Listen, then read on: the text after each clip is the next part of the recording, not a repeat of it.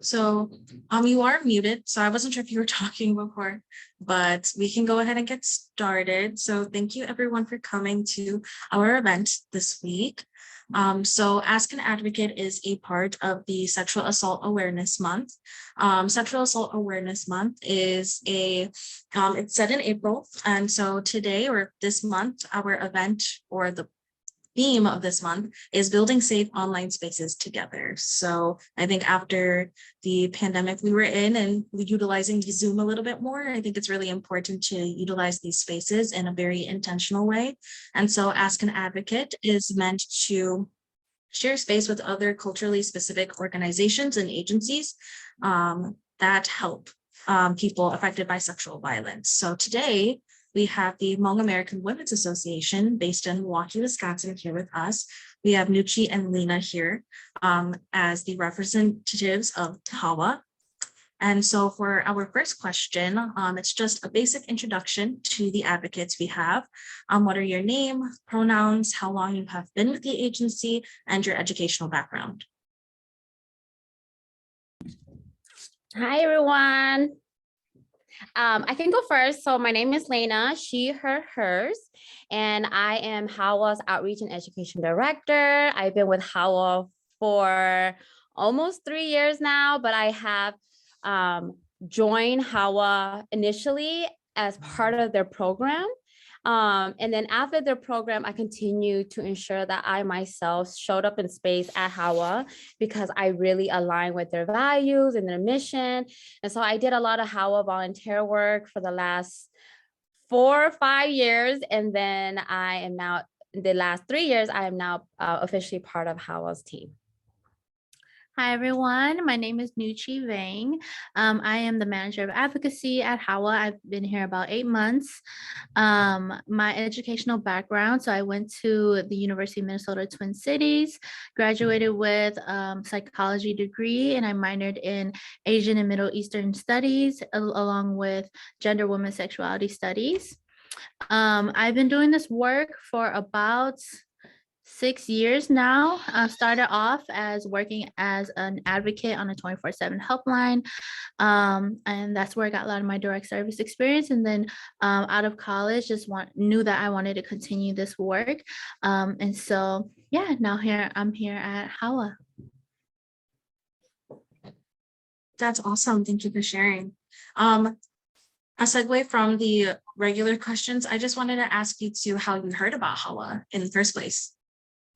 Yeah, so I actually heard of HAWA because in 2016, 2017, HAWA actually was the first Hmong space that had a LGBTQ plus program. And so initially prior to this, as a openly queer femme Hmong woman, I was not in a lot of Hmong spaces in the Hmong community. And so that actually wasn't just the first time I found out about HAWA, but it was also another opening and with open arms into the Hmong community, but through the lens of HAWA.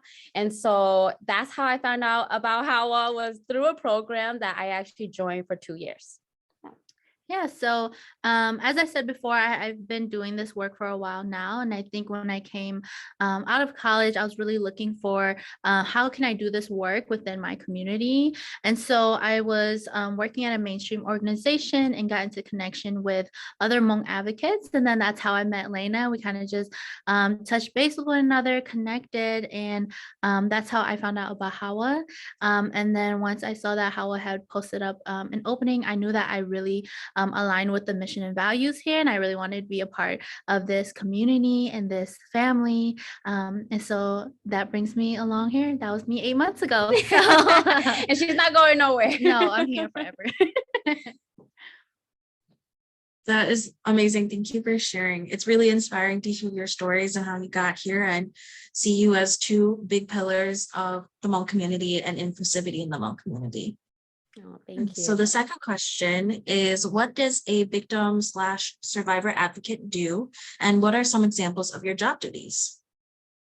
Yeah, so I can start.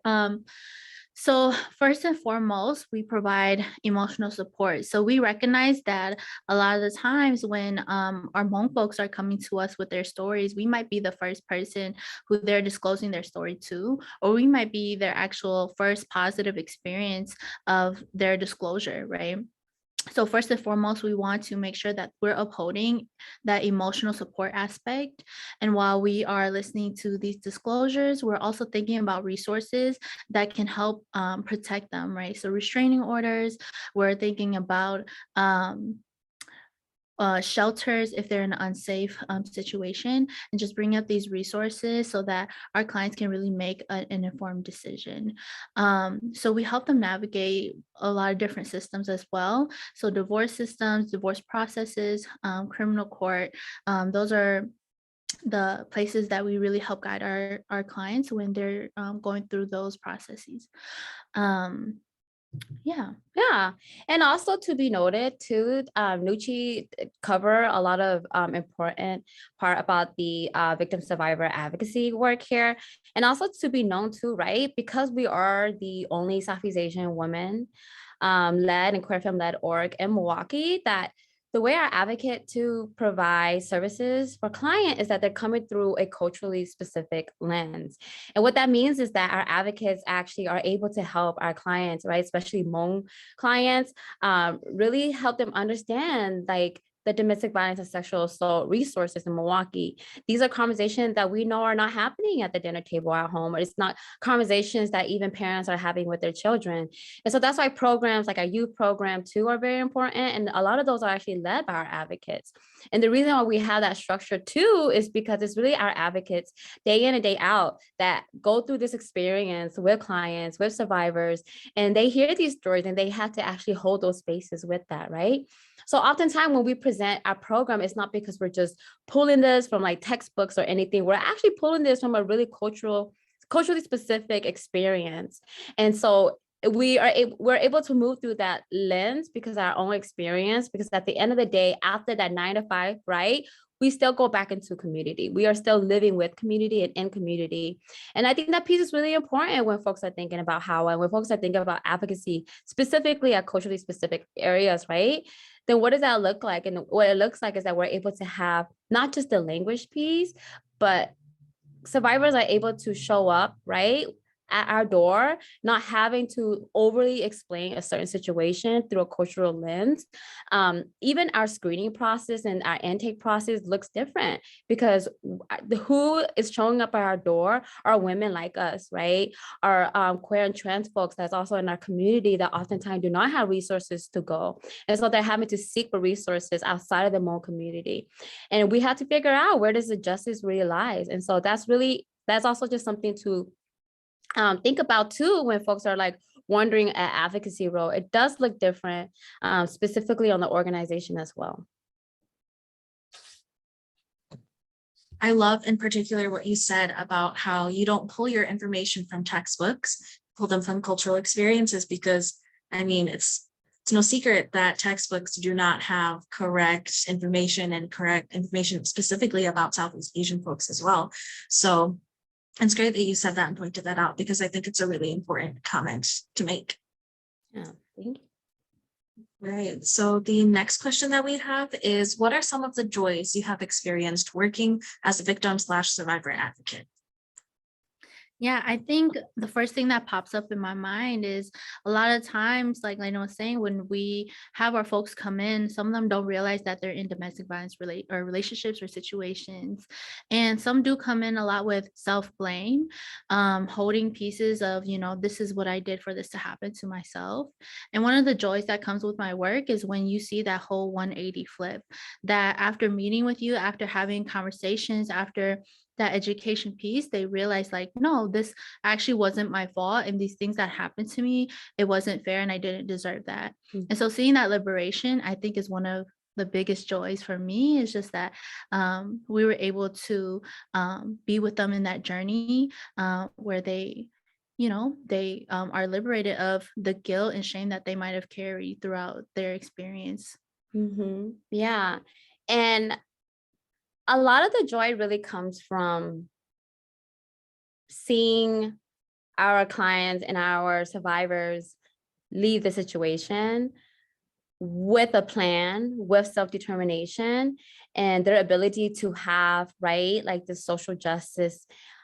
We're really trying to create a world where they themselves get to envision. And I think that's like the biggest joy when we get to see like the transformation of the client and their like determination to really want to build something for themselves. I think that oftentimes we're constantly, sharing our mission. And the biggest joy is like to actually see that happen in real time. And I think that's just like the biggest joy, because doing this work, you oftentimes feel defeated, or even like folks that does like social work.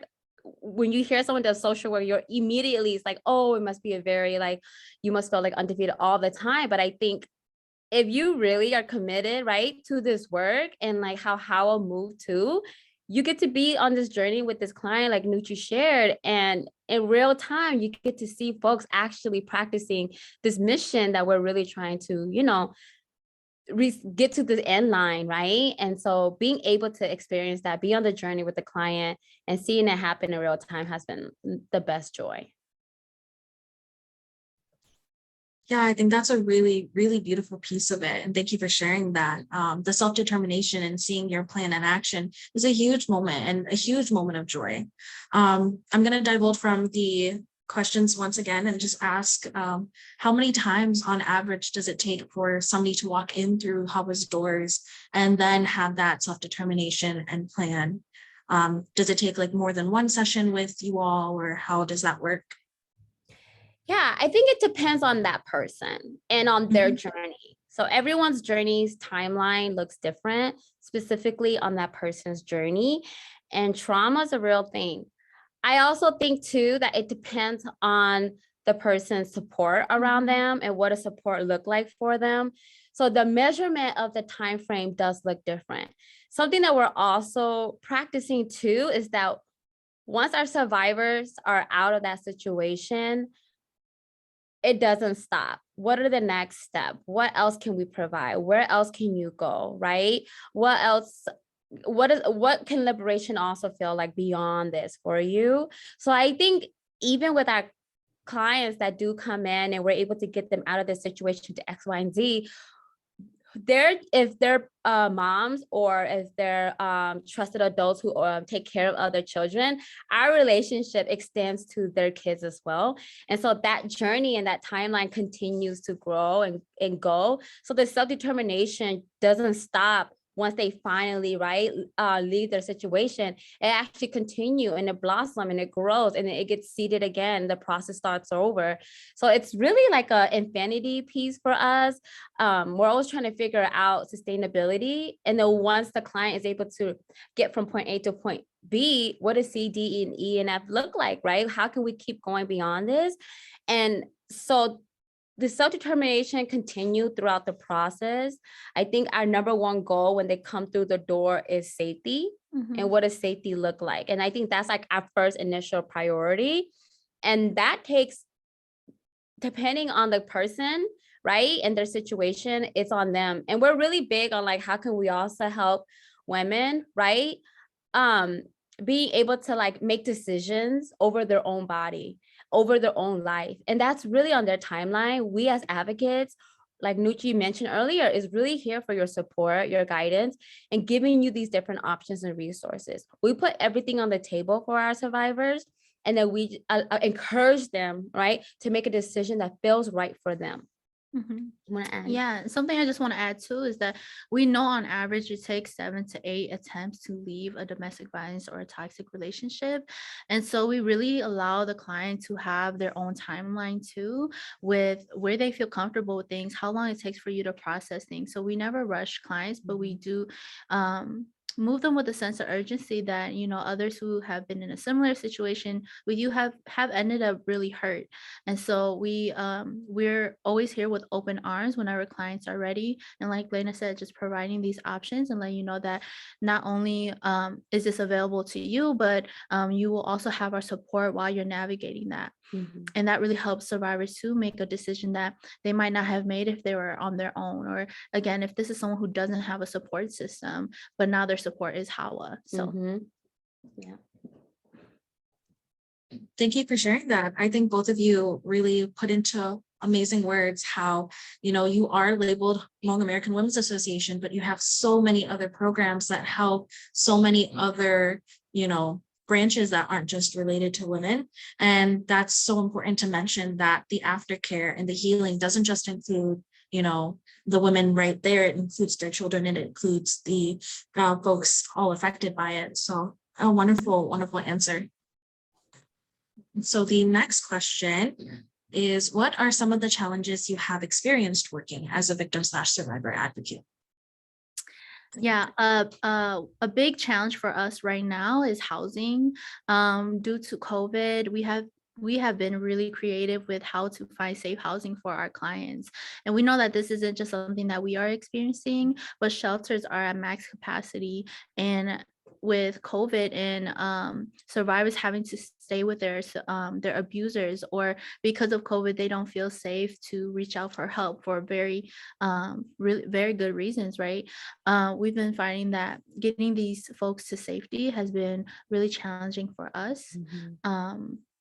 I think, yeah. Yeah. Um, so HAWA is located in Milwaukee, Wisconsin, and Milwaukee is actually at its highest rate right now with the access to housing. And so we know that those that need housings, right, are either those that are at poverty, below the poverty line, or in a situation like our survivors. And so that's a constant challenge, especially when there's also shelter, but then you have a culture specific survivors going into a shelter that doesn't have access to like food that feels good for them, right? And so those are just barriers too that we try our best to work with our survivors. But a challenge that we're constantly facing too is also like the education piece. That's why platforms like this, right? Like asking advocates is important, because what we are experiencing and what we are witnessing is that oftentimes our survivors, like Nuchi mentioned, do not even realize that they are in a very violent situation. And we know as Hmong women that there isn't built-in language to also directly say domestic violence or sexual assault. You actually have to identify a lot of these victimization through storytellings. So a lot of our advocates, right, are skilled in being able to really engage and get to know the client. And through the story sharing, they're able to identify the different victimization. And then it's our advocates' job to also like educate them. What you are experiencing is a domestic violence situation. By this person doing X, Y, and Z harm to you is domestic violence. These are the resources, right, including HAWA, that we can also provide to you to also help you understand, allow you to make your decision and your choices, and then really think about what safety looks like. So the challenges too is that like, it's also the language, and how can we also help community unlearn this like stigma around not seeking for support or help around domestic violence and sexual assault, or unlearning the stigma of it's okay if you leave the person who's causing harm to you, right? It's okay to leave to ensure your safety in your life. And so that's an ongoing challenge that a lot of our advocates have to face. And patient is definitely something that a lot of our advocates have to really learn, to just be very patient with the survivors, because we might be the first person that's actually telling them like, you are in a very harmful situation. How can we help support you through this process too?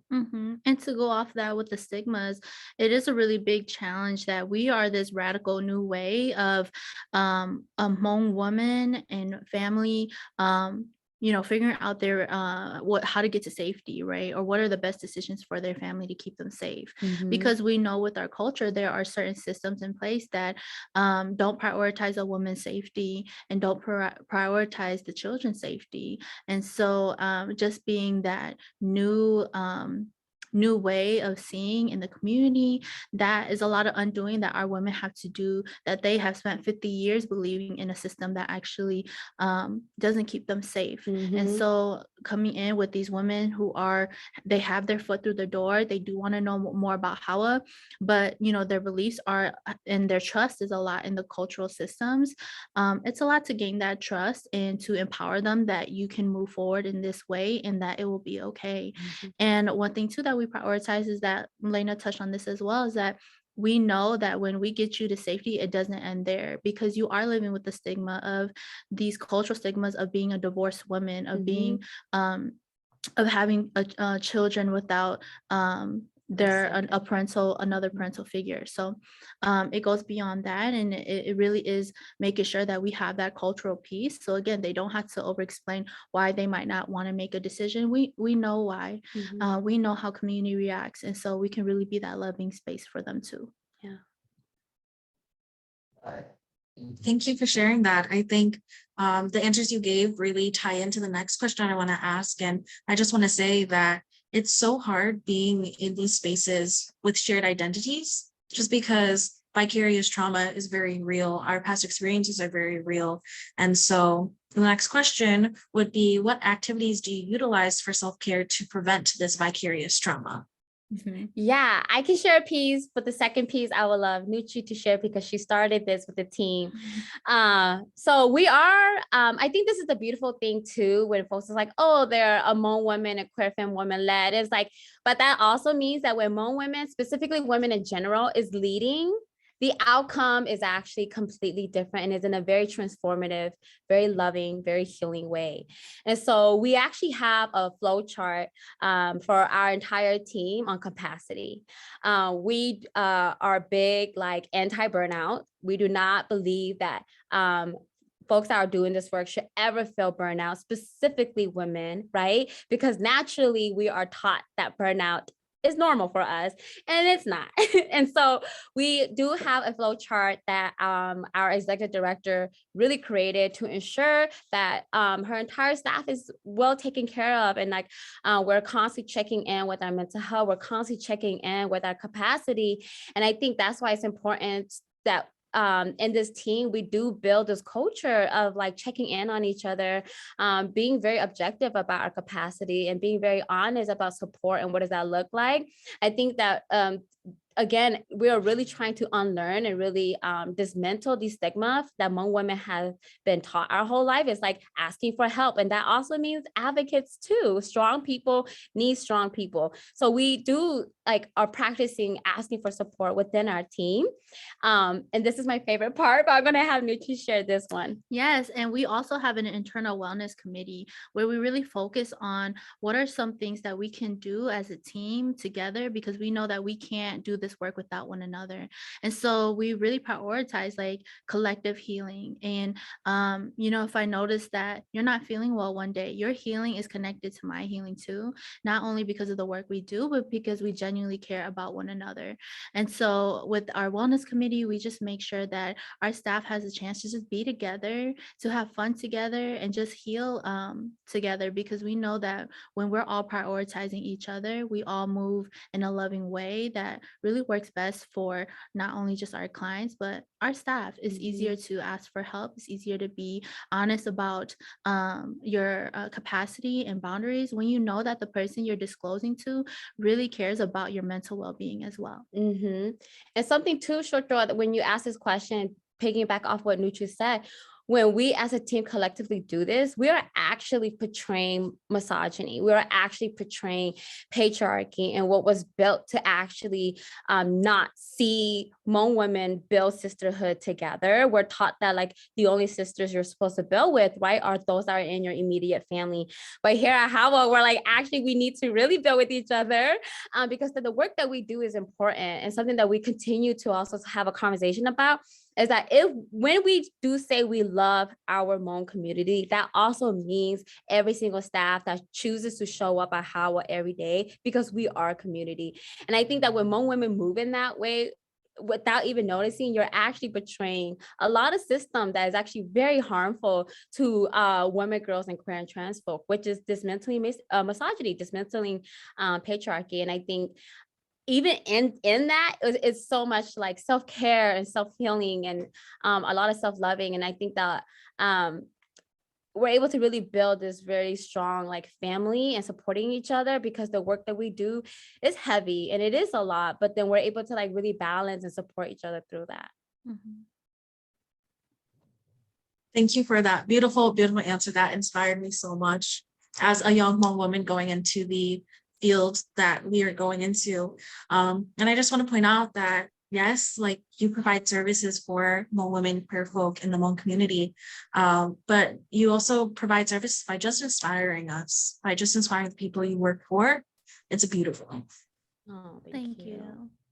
Yeah. So the last question that we have, if anybody in the chat would like to ask questions on their own, they are free to do so. The last question I have is, how can individuals not in a formal advocate role support victims/survivors of sexual assault? Yeah, one thing that I would suggest for support people is really to listen.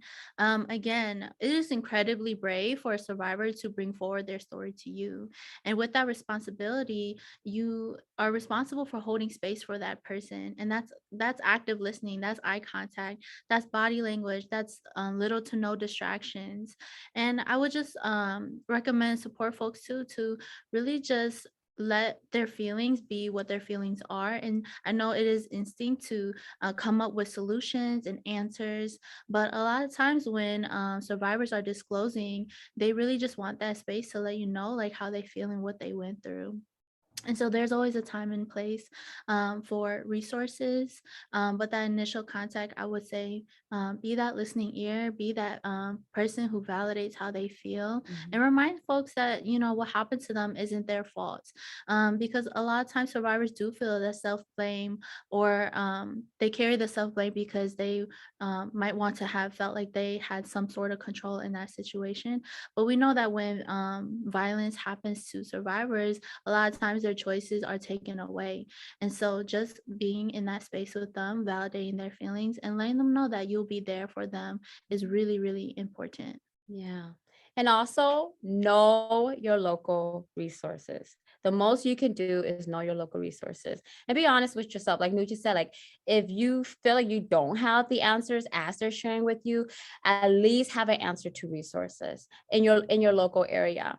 And our biggest thing too that we are also noticing too is like, how can you and as a community member, get to know folks that are in these resources. So when you are providing these resources, you're not just naming the organization that you're referring them to, but people that they could connect with. You can be like, hey, I know Nucci. I listened to a few of Nucci's panel. I actually been at some of their events. Nucci is one of their manager of advocacy at the Hmong American Women Association. You should really reach out to Nucci, right? I think, and getting to know like other local resources in your area, right? So that when folks are disclosing this to you, you're able to like really provide local resources for them. That's actually going to be very helpful. And then most importantly too, right, is like also how can you yourself practice holding that story and holding that space for those that are enclosing that for you. Maybe practice not going out and sharing it with other folks, maybe not practicing going out and sharing it with maybe their immediate family members, right? So also figure out too, like how can I, as a person that's really listening to this story, not just hold a space, but how can I also keep this person safe by not sharing their story as well? I think that's the key part. And that's also why a lot of folks don't disclose their stories, because they are afraid that maybe they might go out and share the story to someone else, right? When in fact you should really learn how to hold that space and hold that story, and then provide your local resources to them. And one thing I will add too is that when you are in space with someone, a loved one who is disclosing the traumatic experience that happened to them, I would just clear the air as well and figure out what does follow up look like for them. For some folks, they don't mind if you check in on them in the future.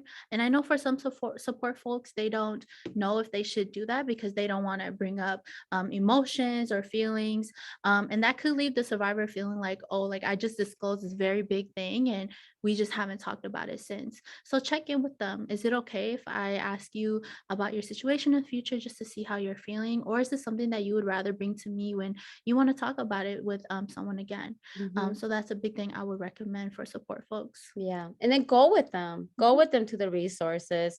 If they're not ready to disclose right, what they want to with an advocate, then how can they also bring that person to organization events, organizations, community event, gathering, right, panels? How can they also invite them into that space and say, maybe you're not ready yet, but how about let's just go and like be in that space and kind of learn more about this organization too. I think that's why we do host program and also have community events, because it's opportunity for folks to get to know us too and let them know like this is our space. So Howard just bought our first building, and we always tell folks to say like this building isn't just for our staff. This building is also for Southeast Asian women, girls, queer and trans folks. This too is also their home as well. So also bring them to community organization events and programs too. Thank you for that. I think it's really important to kind of bridge this gap between this idea of professionals and the victims/survivors. And you do a really good job in making sure that everybody feels like they're comfortable. And so those are really awesome pieces of advice. Does anybody in the chat have any questions? I know I have some questions of my own, but before I go, I'll give the floor to whoever else is watching and having questions of their own.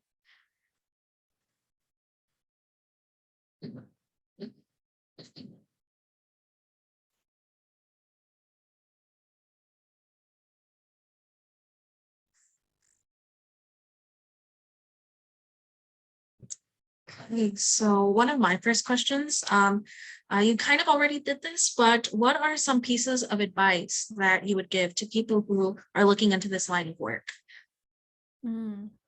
I would say really start by volunteering. That is where you are going to get your core skills, and also see too, like if this is something that you really want to do, and in what aspect. So not only do we have direct service work, but we have media, PR, marketing, all those things that you could still be involved in this work if it's not the direct part. I would say talk to your local resources and organizations, and sit down and talk with an advocate too. There's only so much we can say in this hour, but I can guarantee you that a lot of folks who are doing this work wouldn't mind a one-on-one and talking about the work that they love so much. Yeah, everything Nucci said. She got all the boxes, every Yeah. box. So that's how we kind of like met HAWA too, was Yeah. the same way. Okay, so Dr. Alicia Johnson has a question as well in the chat. So what is the history of HAWA? What services does HAWA offer beyond survivor advocacy? And how do these services relate to the direct service of advocacy? Oh, I love this question. I love talking about our history. Yeah, so HAWA's history is that we've been around since the 90s, and it actually started off by 13 Hmong women in the community that kind of got together and was like, hey, there's not a space for Hmong women to just come together and gather and like really just figure out what is it like to be in space together. So it happened around the 90s. And through this gathering, they did a lot of bando, and bando is a traditional Hmong cloth that is so rooted in our culture and is such a beautiful, expressive way. And so through that was a lot of story sharing. And then in the story sharing, domestic violence and sexual assault was arising. And so the Hmong women knew, right? Like, okay, we hear these stories, how can we hold space and what can we do beyond this? And so in 1997, HAWA became a nonprofit organization. In the 2000, we were able to provide domestic violence and sexual assault services. And then 2016, 2017, we started our first LGBTQ program services. And then now we finally got a building to continue our advocacy service. And some of the service that we offer beyond our advocacy is also our program. We have, oh my gosh, we have our women's program. We have our queer roots space. We also have multiple youth programs. We have our main one, which is called SAMKE, Southeast Asian Youth Milwaukee. This is a group of 9 youth in Milwaukee that is actually leading all of our youth work. This is a year-round program. The girls really get to lead a lot of HAWA's youth initiative and abuse and preventative work. And so a lot of the youth that are in our SAMKE actually came from our support youth, which is called OSS, which also means Our Sister Story. And so a few of them actually started in OSS, and as they got older and continue to build their analysis and continue to build community organizing skills, then they apply for the same KE as they get older, and then they get to be in that program for a year. So we also provide a lot of civic engagement, voter registration. We also have a citizenship class that's led by Tao, and Tao helps a lot of the Hmong folks apply and get ready for citizenship as well, because we know that it is important that our people as well have access to these resources so that their voice and their vote also matters, and they themselves can also feel like they matter as well. So I think that's it. We have a lot. And how some of these things are related to our direct services, that with our youth, we know that we're really building young leaders in the program and when they graduate out of the program. And so how this relates to our direct service of advocacy is that these young folks are going into community and advocating for their peers, for their classmates. With the citizenship, we know that abusers will use anything to as a weapon against our victim survivors. And so allowing our clients to be independent in having their own resource to get the citizenship that their abuser might use against them and say, if you don't listen to me, I'm not going to help you apply. I'm not going to help you get a green card. I'm not going to help you with these forms, because a lot of our clients are English learners. We have that resource and that ability to allow clients to not rely on their abusers for that. With our civic engagement work, we're really doing the voter registration so that our community can help put people in power who are going to put in laws and legislations to really help victim survivor rights. So yeah, it all ties in to one another. Yeah. Yeah, thank you for asking that question, Dr. Alicia, just because sometimes it's really hard to see how things all tie into each other. And a lot of the time when you're creating these services and creating these plans, there's a lot of these potholes on, oh, hey, like, how do we help this and help that? And so I love that you all have been really intentional about covering all your bases as much as you can, because I think with the Hmong community, a lot of the times for decades now, we've had to kind of rely on each other and kind of work within this network of Hmong people and the Hmong community to help out each other. And so now that we kind of know what avenues to help each other in, it gets a lot easier, but then also there's a lot more work to be done. Yes. So yeah.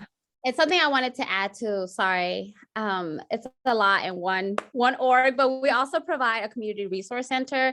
And in the community resource center is actually where Vina will be able to provide any resources that community need. We oftentimes use the community resource center, also known as CRC, for our clients, because in there we also provide diapers, wipes, provided in partnership with the Market Diaper Mission. We also have gently used items in there, clothing, house items, and we open this up for a lot of our clients so that if they're ever in a situation in which they are leaving their situation and it's just arriving at a door with the clothes on their back, then we're able to open the community closet for them if there's anything that they need to at least make it through the week as we continue to safety plan with them. And so that has also been such a great resources in real time too when it comes to our clients, because we also have hygiene products in there too. Anything you can think of, we try our best to continue to keep it stored so that it's always available for community and survivors to access as well. Yeah, so we utilize our partnerships to help with the things that our community needs, but we are also acknowledging and grateful that our community also contributes to the community resource center. And so I think it's just a really beautiful thing of community helping community as well. Yeah, thank you for sharing that. Another question I have is, do you have a newsletter or any type of social medias that the people attending can keep up with HAWA and their events? Yes, we do have a newsletter. If you go to our website, which is just HAWA MKE, you are able to sign up for our newsletter as soon as you enter into our website. You are able to get updates on everything that's going on in the organization, any upcoming event, any campaign that we have going on, you're able to, or any call to action. You're able to be a part of that. We're very active on our social media because we also know that community lives on social media. So we are very active on our Facebook as well. And then you can also get all of the updates in real time on our Facebook. We also have an Instagram, but the Instagram is ran by our youth. And so our youth does run our Instagram and support with our youth initiative, which is just the HAWA Girl Power. And then we also have a community calendar on our website. And so if you would like to know upcoming events, it's also a cute little calendar on the very bottom of our website that you can click on. It'll pop up a link if there's a link for anything. And then you can also stay up to date with that too. Is anything I'm missing? I think that's all. That's everything. Does anybody else have any questions? While I give them time to think, I do have another one. Sorry, a lot of questions. So what are some volunteer opportunities that you have that people in the community can do with HAWA? Yes. So if you follow our newsletter, we do have a volunteer day spring cleaning that is happening in May, and we will be cleaning out our community closet, allowing new items to come in. And so that's a huge volunteer work. Like I mentioned earlier, we just bought this building, which is great, but with the brand new building comes with brand new responsibilities. So we could definitely use volunteers also to help us get our building up and going.